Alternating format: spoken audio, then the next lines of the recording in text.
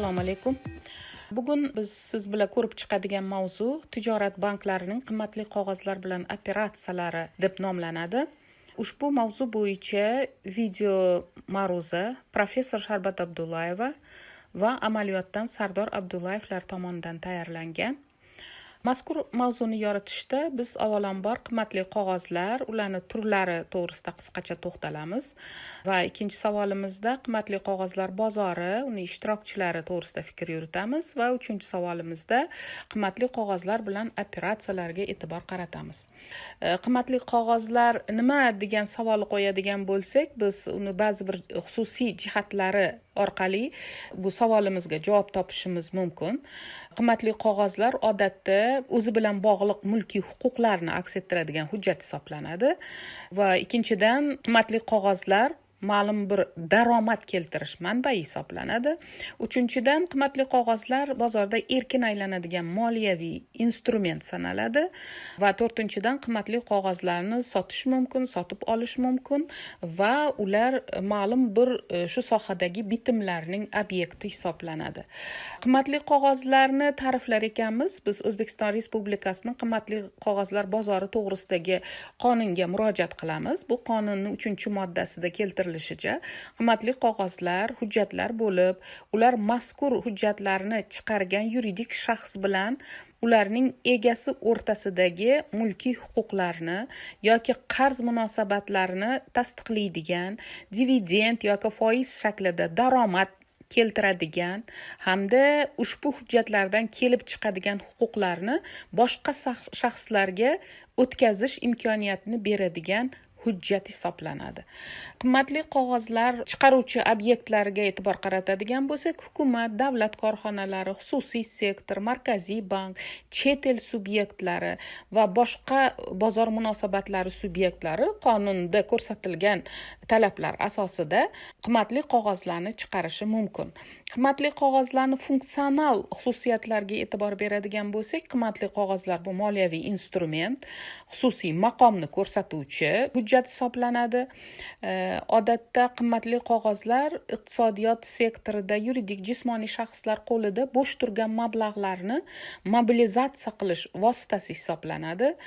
Shuningdek, qimmatli qog'ozlar muomala vositasi, jamg'arma, hisob-kitob, sug'urta vositasi sifatida o'zini ko'rsata olishi mumkin. Garov instrumenti hisoblanadi va albatta yuqorida aytganimizdek daromad manbai hisoblanadi. Majburiyatlar va egalik xususiyatlari jihatdan oladigan bo'lsak, qimmatli qog'ozlar ma'lum bir majburiyatlari o'zida mujassamlashtiradi, egalik huquqini ko'rsatadi, ayirboshlash, bozor munosabatlari, ishonchli boshqaruv obyekti hisoblanadi. Shuningdek, qimmatli qog'ozlar meros qoldirish obyekti va hadya qilish obyekti sifatida ham qaralishi mumkin. Qimmatli qog'ozlarni emitentlari bo'yicha 3 ta yirik guruhga bo'lishimiz mumkin. Bu davlat, xususiy sektor hamda chet el subyektlari. O'zbekiston Respublikasi hududida aksiya, obligatsiya, xazina majburiyatlari, depozit sertifikatlari, veksellar, qimmatli qog'oz hosilalari, opsion, futures kabilar muomalada bo'lishi mumkin. Qimmatli qog'ozlarni ba'zi bir tasnifiy jihatidan belgilariga e'tibor qaratadigan bo'lsak, masalan, amal qilish muddati bo'yicha qimmatli qog'ozlar muddatli, muddatsiz, kelib chiqishi bo'yicha birlamchi, ikkilamchi, milliylik belgisi bo'yicha milliy va xorijiy qimmatli qog'ozlar, mana egalik tartibi bo'yicha masalan ko'rsatilgan yo nomli qimmatli qog'ozlar, chiqarilish shakli bo'yicha emissiyaviy, noemissiyaviy qimmatli qog'ozlarga, mulk shakli bo'yicha davlat, nodavlat sektor qimmatli qog'ozlariga va risk darajasi bo'yicha risksiz, kam riskli, yuqori riskli, daromadli, daromadsiz qimmatli qog'ozlarga, umuman iqtisodiy mohiyat ko'p ishlatilishi jihatdan aksiya, obligatsiya, veksel va boshqa turdagi qimmatli qog'ozlarga bo'linishi mumkin. Endi qimmatli qog'ozlar bozori va uning ishtirokchilari to'g'risida qisqacha to'xtaladigan bo'lsak, odatda qimmatli qog'ozlar oldi-sottisi o'tkaziladigan joy bu qimmatli qog'ozlar bozori yoki fond birjasi deb yuritiladi. Fond birjasida o'tkaziladigan qimmatli qog'ozlar bilan operatsiyalarni 3 ta yirik guruhga bo'lish mumkin. Bu brokerlik, dilerlik operatsiyalari va market makerlik jarayonlari yoki xizmatlari deb qarash mumkin. Brokerlik operatsiyalari odatda mijozning topshirig'iga asosan uning pul mablag'lari evaziga amalga oshirilsa, dilerlik operatsiyalari tashkilotni o'zining nomidan uning pul mablag'lari evaziga amalga oshiriladigan operatsiyalar sanaladi. Tijorat banklarini qimmatli qog'ozlar bozoridagi ishtirokiga e'tibor qaratadigan bo'lsak, tijorat banklari qimmatli qog'ozlar bozorini faol ishtirokchisi hisoblanadi. Bu ayniqsa xorijiy mamlakatlar amaliyotida bu jarayonlar juda ham rivojlangan. Biz bank faoliyati to'g'risidagi qonunda aynan shu tijorat banklarini qimmatli qog'ozlar bilan operatsiyalarni huquqiy asoslarini ko'rishimiz mumkin. Shu qonunda ko'rsatib o'tilganki, tijorat banklari qimmatli qog'ozlarni chiqarish, xarid qilish, sotish, ularning hisobini yuritish, ularni saqlash, mijozlar bilan tuzilgan shartnomalarga asosan ularni boshqarish, mijozlarga moliyaviy operatsiyalar bo'yicha maslahatlar berish va boshqa qimmatli qog'ozlar bilan bog'liq operatsiyalarni amalga oshirishga haqli ekanligi ko'rsatib o'tilgan.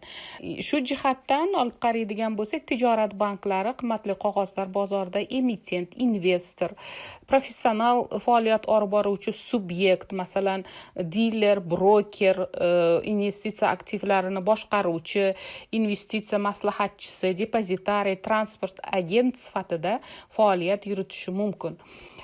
Biz tijorat banklari tomonidan aynan qimmatli qog'ozlarni emitenti sifatida tijorat banklariga qaraydigan bo'lsak, tijorat banklari aksiya, obligatsiyalar, depozit sertifikatlarini chiqarish va ular orqali o'sha qimmatli qog'ozlar bozorida ma'lum operatsiyalarni amalga oshirishi huquqiga ega bo'lgan subyekt hisoblanadi. Qimmatli qog'ozlar bilan bank operatsiyalarini biz qaraganda, albatta, bu yerda yuqorida aytganimizdek, bankni o'sha underwriterlik, dilerlik, garov operatsiyalari, depozitar operatsiyalari, turli qarz majburiyatlari bilan bog'liq operatsiyalar, transfer vakil sifatida, shuningdek qimmatli qog'ozlar bilan brokerlik operatsiyalari, konsalting xizmatlari, hisob-kitob operatsiyalarini amalga oshiruvchi subyekt sifatida tijorat banklari qimmatli qog'ozlar bozorida faol ishtirok etishi mumkin. Kapital bozori strukturasi haqida gapirar ekanmiz. Kapital bozori xuddi boshqa bozorlar kabi sotib oluvchi va sotuvchi o'rtasidagi ma'lum bir narxga asoslangan tranzaksiyani bildiradi. Ya'ni bu holatda boshqa bozorga nisbatan sotilayotgan va sotib olinayotgan obyekt bu moliyaviy instrument hisoblanadi. Umuman olganda kapital bozorini ikkiga bo'lib olish mumkin. Bular buy side, sotib oluvchi taraf, va sell side, sotuvchi taraf. Sotuvchi taraf bu asosan, demak, instrumentni biz moliyaviy instrument etib o'tdik. Bu ya'ni aksiya yoki obligatsiya bo'lishi mumkin. Aksiya va obligatsiyani sotilganda bu asosan sotib olgan taraf aksiya obligatsiya evaziga pul mablag'larini beradi. Ya'ni sotuvchi taraf pul mablag'larini olishga muhtoj bo'lganligi sababli, ya'ni kapitalga muhtoj bo'lganligi sababli o'z aksiya yoki obligatsiyasini chiqarib sotishi mumkin. Va sotib olayotgan taraf bo'lsa, asosan investorlar hisoblanadi. Ya'ni investorlar o'z pul mablag'ini qarzga yoki ma'lum bir firmani ulushini sotib olgan holatda ma'lum bir muddat davomida pul ishlashni maqsad qilib qo'yishadi. Investorlar asosan ikki turga bo'linishi mumkin. Bular chakana investorlar yoki jismoniy shaxslar bo'lishi mumkin va institutsional, bularga bank, korxona, fondlar va boshqalarni kiritish mumkin. Trust operatsiyalariga keladigan bo'lsak, buni bir jismoniy shaxs misolida ko'rib chiqishimiz mumkin. Masalan, faraz qilaylik, sizda hozirda juda ham ko'p aktivlar bor. Bu aksiya, obligatsiya yoki ko'chmas mulk bo'lishi mumkin va ushbu aktivlarni ma'lum bir qismini farzandingiz 21 yoshga yetgandan keyin ishlatish imkoniyatini bermoqchisiz. Bu holatda ushbu aktivlarni Trust bankka topshirish mumkin. Ya'ni Trust tashkiloti va Trustni ochuvchi mijoz o'rtasida Trust shartnomasi tuziladi. Bu shartnomada asosan Trust tashkilotiga qo'yilgan aktivlarni qachon, qaysi shartga asoslanib, qancha miqdorda manfaatdorga berilishi kelishib olinadi. Trust shartnomasida barcha shartlar bajarilgandan keyin Trust tashkiloti berilgan aktivlarni kelishilgan holatda manfaatdorga topshirishi shart. Trustni ko'rayotganda biz asosan trustni ikki turini ko'rishimiz mumkin. Bu qaytarib bo'ladigan trust va qaytarib bo'lmaydigan trust. Qaytarib bo'ladigan trustda bu asosan aktivlar trustga topshirilgandan keyin trust shartnomasi bajarilguncha baribir ushbu mulkni oxir oqibatda ishlatish imkoniyati trustni ochuvchi mijozda qolishi mumkin. Ya'ni ushbu muddat davomida trust ochuvchi mijoz trust shartnomasini bekor qilishi mumkin. Bunda asosan bir taraflama riskni ko'rishimiz mumkin. Ya'ni agarda faraz qilaylik, trustni ochuvchi mijoz trust shartnomasini tuzdi, aktivlarni trustga topshirdi, lekin ushbu muddat davomida trustni ochuvchi mijozda birdaniga qarz majburiyatlari paydo bo'ldi. Masalan, bu ma'muriy shtraf bo'lishi mumkin yoki kreditorlik qarzlari bo'lishi mumkin. Bu holatda trustni ochuvchi mijoz trustga topshirilgan aktivlarni ishlatish xohishi bo'lmasa ham sud orqali trust tashkilotiga topshirilgan aktivlar trustni ochuvchi mijozga va undan keyin kreditorlarga qaytarib berilishi shart bo'ladi. Bu holatda biz ikkinchi trust shaklini ko'rishimiz mumkin. Bu qaytarib bo'lmaydigan trustlar. Qaytarib bo'lmaydigan trustda ushbu risk bo'lmaydi. Ya'ni agarda trustni ochuvchi mijozda birdaniga qarz majburiyatlari paydo bo'ladigan bo'lsa, trustga topshirilgan aktivlar trustni ochuvchi mijozga boshqa tegishli emas. Bu degani ushbu aktivlarni har qanday holatda qaytarib olish imkoniyati yo'q. Lekin albatta ikkinchi holat bo'lishi mumkin. Rostdan ham trustni ochuvchi mijozda ushbu aktivlarga ehtiyoj paydo bo'lishi mumkin. Bu holatda qaytarib bo'lmaydigan trustda ushbu aktivlar topshirilgandan keyin u aktivlarning egalik huquqi butunlay yo'qoladi. Hozirgi moliyaviy bozorda trust banklarini bundan tashqari saqlovchi funksiyasini ham ko'rishimiz mumkin. Aynan fond bozoriga e'tibor beradigan bo'lsak, odatda fondlar turli xil aktivlarga investitsiya qilishadi va bu fondning ma'lum bir strategiyasi yoki maqsadi bo'ladi. Masalan, faqatgina O'rta Osiyoni ishlab chiqarish firmalariga investitsiya qilish va ushbu fondga qiziqqan investorlar fondni ulushini sotib olishi mumkin. Lekin ushbu ulush sotib olingandan keyin oldin ma'lum bir sertifikat berilgan bo'lsa, bugunga kelib ushbu ulushlar biron bir bank tomonidan qayd etib borilishi kerak va ushbu tashkilot saqlovchi bank bo'lishi mumkin.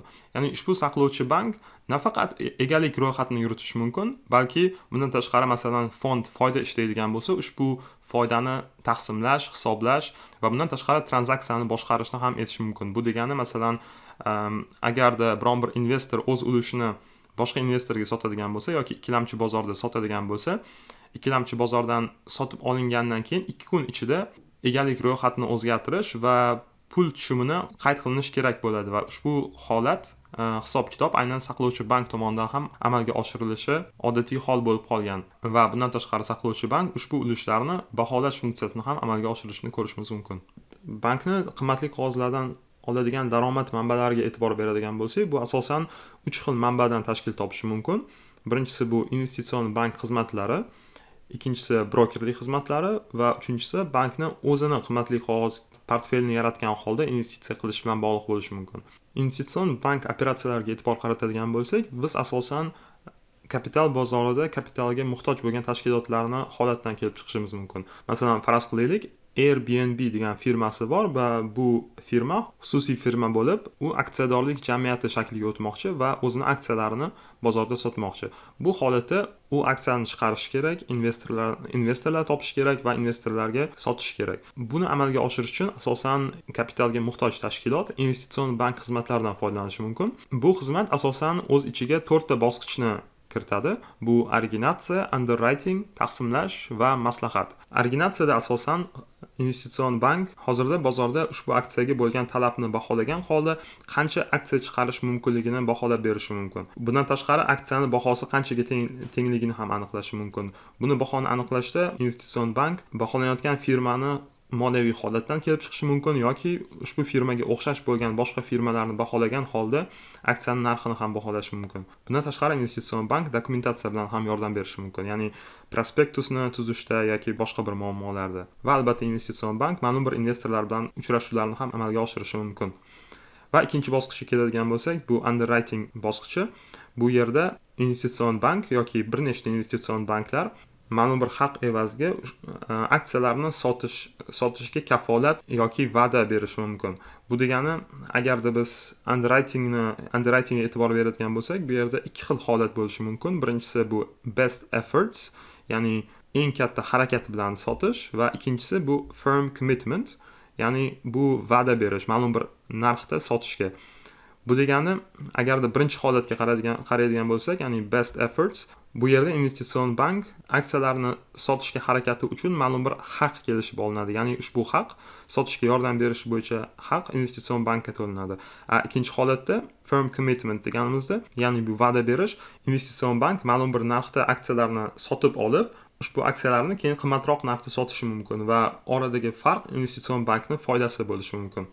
Uchinchi taqsimlash bosqichiga keladigan bo'lsak, investitsion bank hamma yuqoridagi bosqichlarni amalga oshirgandan keyin uni sotishga kirishishi mumkin.